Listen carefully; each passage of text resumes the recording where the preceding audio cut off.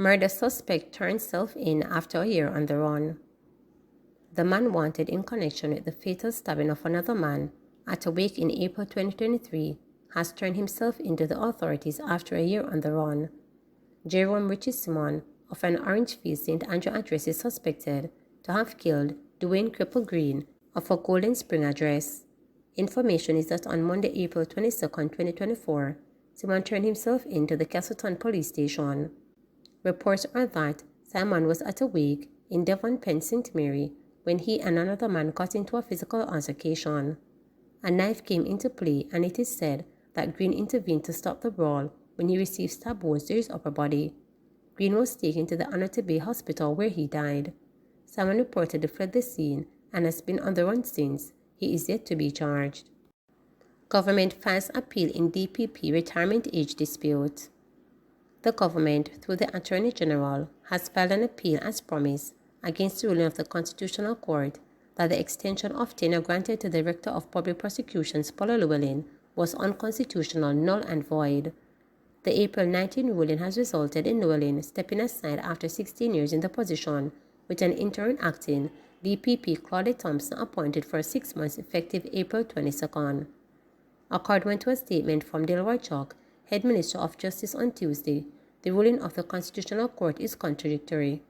It highlighted that in 2017 the government introduced the Pension Public Service Act 2017, initiating a policy shift to extend the retirement age of public officers from 60 to 65. It said this change was further cemented by the Constitution amendments of Section 96(1) and 121(1) Act 2023, which specifically adjusted the retirement ages of the DPP and the Auditor General from 60 to 65. The statement noted that on April 19, 2024, the full court delivered a judgment in the case of Philip Powell et al. Versus the Attorney General of Jamaica. The court upheld the constitutional amendments, confirming the valid extension of the retirement age for these positions to 65 years. However, despite this affirmation, the court ruled that the current DPP, Paula Llewellyn, could not remain in her position until age 65, creating a significant contradiction within its verdict. In response to this conflicting outcome, the government, represented by the Attorney General, has filed an appeal with the Court of Appeal to resolve this inconsistency. This appeal argues for a harmonization of the retirement provisions, maintaining the intended retirement benefits for all affected public officers as per Section 2 for the DPP and 3 for the Auditor General, in alignment with Section 95 of the Constitution, the statement added. The statement said the government remains committed to ensuring that statutory and constitutional amendments serve the intended purposes without ambiguity or disadvantage to any public office. Opposition calls on government to fulfill its mandate of implementing strategies to curtail violence in schools. The opposition People's National Party is calling on the government to fulfill its mandate of implementing strategies to curtail violence in schools. Opposition spokesman on education, Senator Damon Crawford, says recently violent incidents involving students again indicate the urgent need for a solution. In one of the two incidents, a student of Irwin High School in St. James was stabbed to death allegedly by his schoolmate. Speaking with reporters, Senator Crawford said, while parents have a great responsibility to socialize their children, government has a responsibility to create solutions for the country's problems. He believes government should consider policy implementation to tackle the issue. Senator Crawford said the opposition recommended strategies to dealing with violence in schools. However, he said the government has ignored the suggestions. Senator Crawford is calling on the government to meet with the opposition to discuss solutions to the issue. While that might be true, that parents are the chief socializing force within their children's life, government has a duty to find solutions. So while they might be the root cause of the problem, the government is the chief solution of problems. And we have certain societal realities that we have not sought to fix, including that we have one of the highest number of single-parent households in the world, 47% occurrence of single parents. We also find that those single parents are often engaged in earning activities and spend very little time with the child. We also continue to send home children at 2:30 when the average parent gets home after 6. So to that extent, there's very little adult intervention in the child's upbringing.